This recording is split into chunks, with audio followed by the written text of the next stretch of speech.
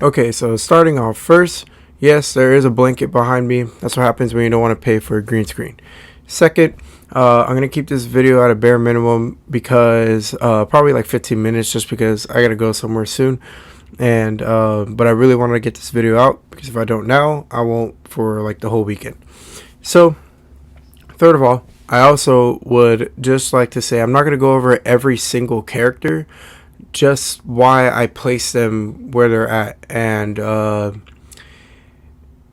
if you could barely see that, then oh well. So, first, on the S Plus here, we have Akuma. I am not going to discuss Akuma. I have made tons of videos about Akuma, and I have a personal vendetta with him. If I talk about him anymore, I will get just very flustered about him. Second, on the S Plus is Devil Jin. Devil Jin has all the tools going for him. He's very strong right now. Very hard to counter. Like they say, you don't counter Devil Jin, you counter the player who plays Devil Jin. You have to find what they're doing in a certain pattern and honestly just try and guess what he's doing.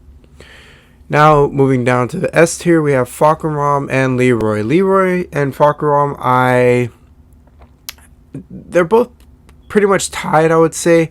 I would say Leroy has the slight edge over Fahkumram just because Leroy has a lot more, he can parry, and he has a lot more, he can parry low and mid and high moves. Fahkumram can only parry mid kick moves, and Leroy just has a lot of beginner friendly moves.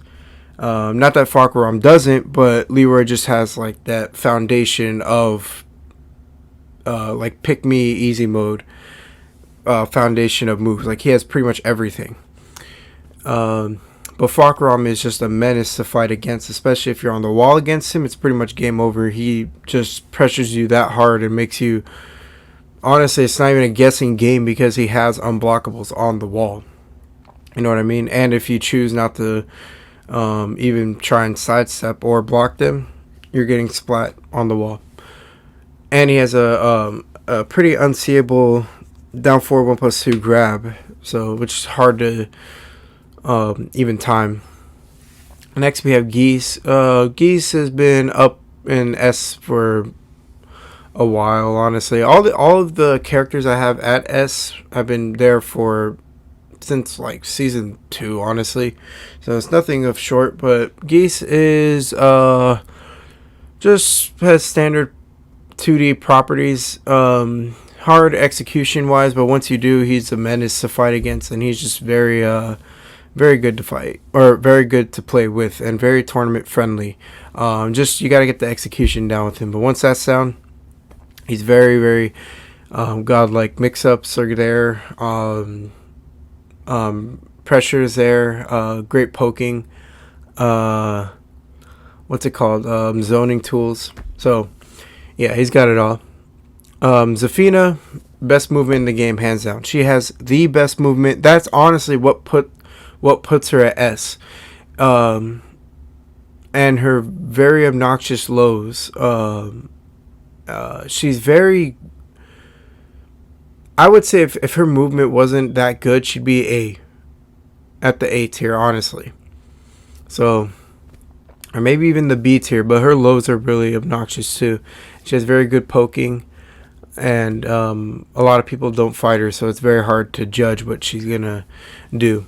Paul, amazing mix-ups, hard hitter. When he's in rage mode, it's honestly, that's where the game starts for him, is when he is in rage mode.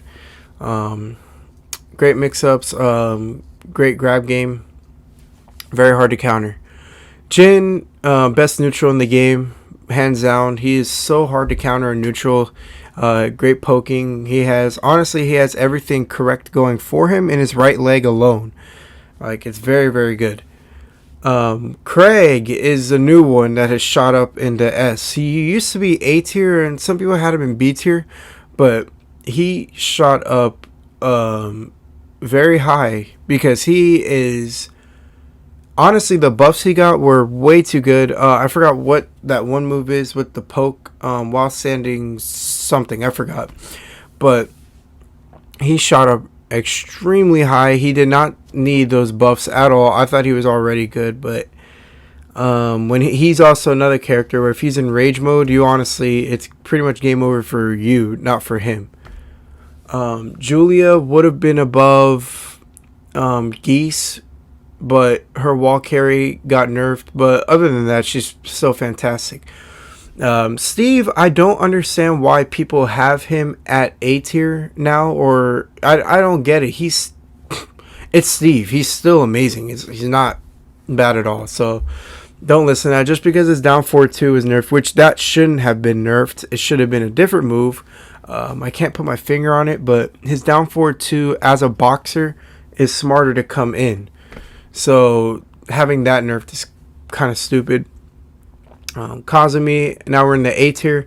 Kazumi, she has amazing poking and in your face all day, and that's kind of hard to deal with.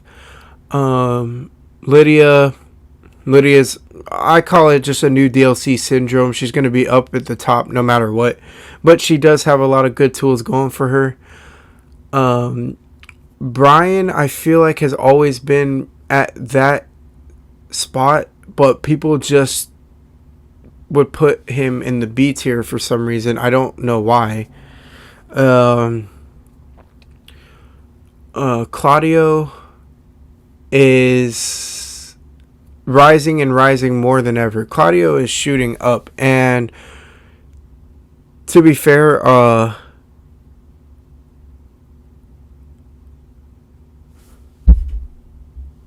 hello. Oh, okay. I'm sorry. I thought my mic wasn't plugged in. To be fair, best hop kick in the game. His pressure is starting to accumulate a lot in matches.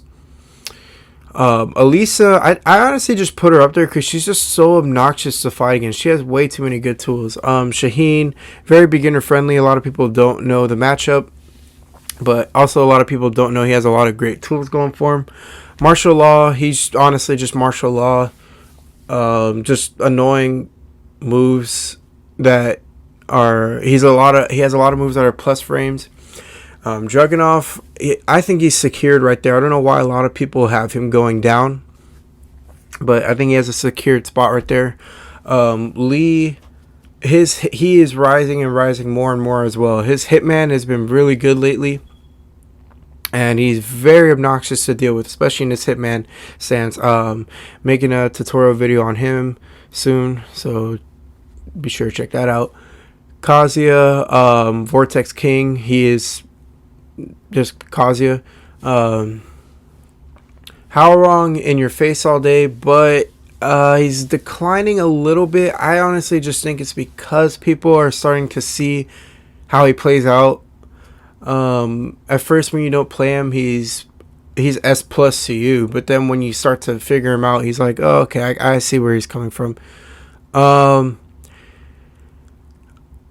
Fang is slowly rising up as well. We finally got that down 3 counter hit, which is nice. Noctis, okay, I don't see why people have him at D tier. I know he's not the Noctis from season 2, but he is still Noctis. He's still really good and has amazing range in a game where characters need to be close up. Ganryu, I put him there because a lot of people don't know the matchup against Ganryu, and he hits pretty hard, and he's pretty easy to use, I'm not gonna lie. Josie, she's very quick, has a lot of good mix-up tools, and easy execution. She's very easy to use. Nina, I don't know much about. I'm not going to talk about her, but she is up there, just from my experience and seeing people play with her. Lily is obnoxious, but same thing. I can't really talk about her because I don't play her. King, I have a personal vendetta with King. I don't even want to talk about this loser, but I'm going to talk about him.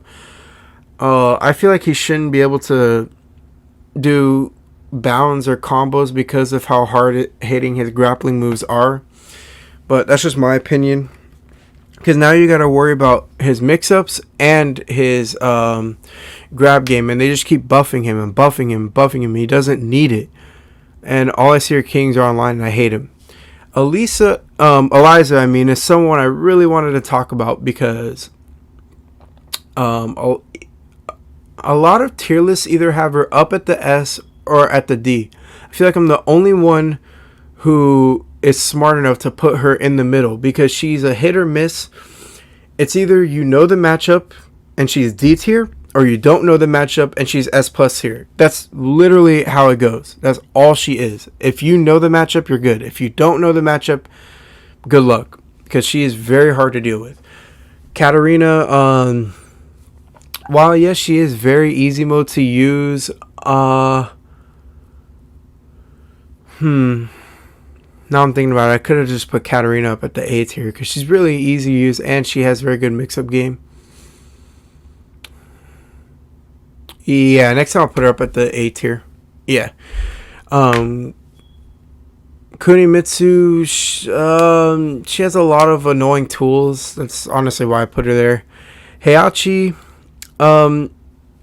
Heihachi can either be broken as hell S plus with his mix-up game, or he can be D tier because of his comeback potential and his what is it called? And his I can't think right now. And his very bad punishment. There you go. Fuck. Because he is very electric dependent. Like, him alone is very electric dependent. The Mishimas up at the top aren't. Him, yes, he is. Bob, shit. I should have put him up at the A tier next to Shaheen and martial law. That was my mistake. He should be at the A tier. So Bob is A tier. Another Bob is a Mishima pretty much. He's really good. Leo is honestly really good. Leo can be either very defensive or very offensive. Jack 7 is too honest. What that means is he's way too honest in a game that isn't honest to the player. I'd have to go into great detail on discussing that, but I don't have enough time. Negan is just DLC friendly. He's very good, very balanced. Lei Wulong is honestly very good because of his potential. I just think he's shied away because of all of his stances yet to learn. And I can't talk about her because I don't know her very well, but her strings are very good. Miguel is rising up a little bit. They're buffing him up a little more, but I don't think characters should be... I'm sorry, I'll talk about that later. I'm going to make a separate video on what I was just about to say about buffs and nerfs. But Asuka is... Asuka, you start to... Oh, we're in the C tier, by the way. Asuka, you start to understand how she plays, so it's not really... all these people in the C tier, you really start to understand how they play when you first get into a matchup with them. Lars, I wanted to put in the B tier because he finally has the best wall carry in the game. In the D tier, Gigas, Yoshi, and Eddie. Gigas, I wanted to put in the C tier because he's actually really good right now. He's very solid. Yoshi, he's just very hard to use. I can use him, but it took me like a week to get him actually like solid, so it takes a while. And then Eddie is S plus tier in first dan all the way up to like green ranks. He is S plus tier, but once you hit that yellow rank and you start to figure him out, he is just so bad that, and a lot of top players love that matchup. When they see Eddie, they're like, yes, that's an easy win for them. So that was my tier list. Yeah, it had to be quick because I'm about to head out, and I know this video would not have gone out if I didn't do this. But let me know your thoughts on it, and I also want a discussion on this tier list. And yeah, I will see y'all in the next video. All right, peace.